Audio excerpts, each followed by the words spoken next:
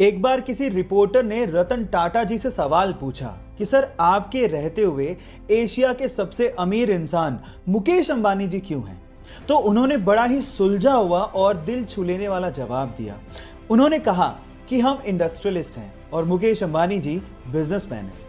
हम ये नहीं चाहते कि इंडिया इकोनॉमिकल सुपर पावर बने, बल्कि हम ये चाहते हैं कि ये देश, ये इंडिया खुशहाल नेशन बने। और इसी सपने को पूरा करने के लिए रतन टाटा जी अपने पैसों का अधिकतर हिस्सा चैरिटी में डोनेट कर देते हैं। आपको रतन टाटा जी का ये ख्याल सुन के कैसा लगा? चैट सेक्शन में लिखना मत भूलिएगा। क्या होगा अगर आप एक साल तक कुछ भी नहीं बोलो? अगर आप अपने किसी भी बॉडी पार्ट को, इस मामले में वो वोकल कॉर्ड है, बहुत दिनों तक यूज नहीं करते हो तो वो श्रिंक हो जाता है और वो फिर से प्रॉपर फंक्शनिंग नहीं कर पाता है। अगर कोई इंसान एक साल तक नहीं बोले तो उसका वोकल कॉर्ड इतना श्रिंक हो जाएगा कि वो ऑलमोस्ट एक गूंगे पर्सन के लेवल के आसपास चला जाएगा। बट यहाँ अलग बात यह है कि क्योंकि वो नॉर्मल था, पहले बोलता था एक साल पहले, इसलिए वो वापस भी हो जाएगा। ये रिवर्सेबल है, जो कि गूंगे पर्सन में नहीं होता है। तो वो वोकल कॉर्ड उस तरह बिल्कुल भी काम नहीं करेगा जैसा कि वो करने के लिए बना है। बोलने में बहुत दिक्कत होगा और आप जब बोलोगे ना, तब आपको लगेगा कि क्या ये मेरी ही वॉइस है, दूसरे लोग मेरे वॉइस को ऐसे ही सुनते हैं। ऐसा रियलाइजेशन होगा कि आप मतलब चौंक। अमीर लोग हमेशा बड़ा सोचते हैं और इसी वजह से वो और भी अमीर होते चले जाते हैं। कैसे? मैं आपको बताता हूं। एक बार किसी ने रतन टाटा जी से पूछा कि अगर अभी आपको BMW खरीदनी हो तो आपको कितना समय लगेगा? तो रतन टाटा जी ने जवाब दिया 5 साल।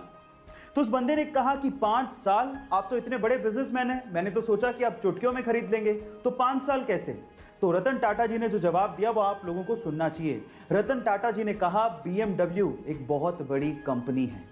जहां आप और हम जैसे लोग BMW कार के बारे में सोच रहे थे, वही रतन टाटा जी BMW कंपनी को खरीदने के बारे में सोच रहे थे। इसलिए गाइस, ये कहा जाता है कि अगर आपको बड़ी सफलता चाहिए तो सोच भी बड़ी रखनी होगी।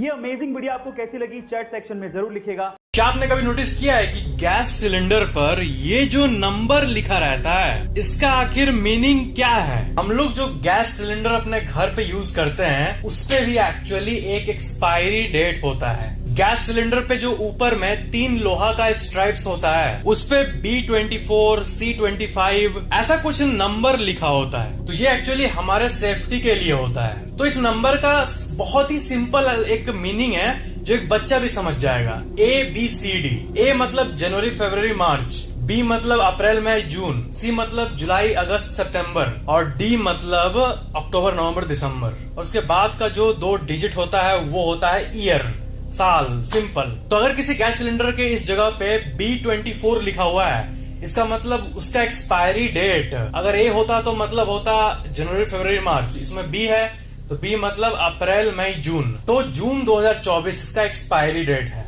सिर्फ क्रिकेट ही वो वजह नहीं है जिसकी वजह से सचिन तेंदुलकर को क्रिकेट का भगवान कहा जाता है, बल्कि इसके पीछे की एक और बड़ी वजह है और वो है वैल्यूज।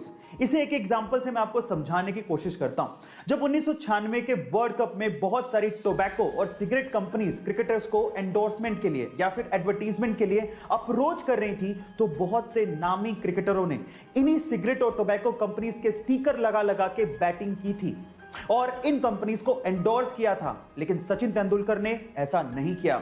उन्होंने बैट पर बिना स्टिकर लगाए क्रिकेट खेला, लेकिन इन कंपनीज को कभी भी प्रमोट नहीं किया। उन्होंने पब्लिकली हमेशा यह बोला कि मैं कभी भी टोबैको कंपनीज और शराब की कंपनियों को एंडोर्स नहीं करूंगा। इसे ही कहते हैं वैल्यू, और इसी वजह से सचिन तेंदुलकर को क्रिकेट का भगवान कहा जाता है। गाइस, आपको ये इंफॉर्मेशन कैसी लगी? चैट सेक्शन में जरूर लिखिएगा और ऐसी वीडियोस के लिए YouTube पे हमारे चैनल को सब्सक्राइब कर लीजिएगा, वीडियो को शेयर करिएगा और लाइक करना मत भूलिएगा। मिलते हैं अगली वीडियो में।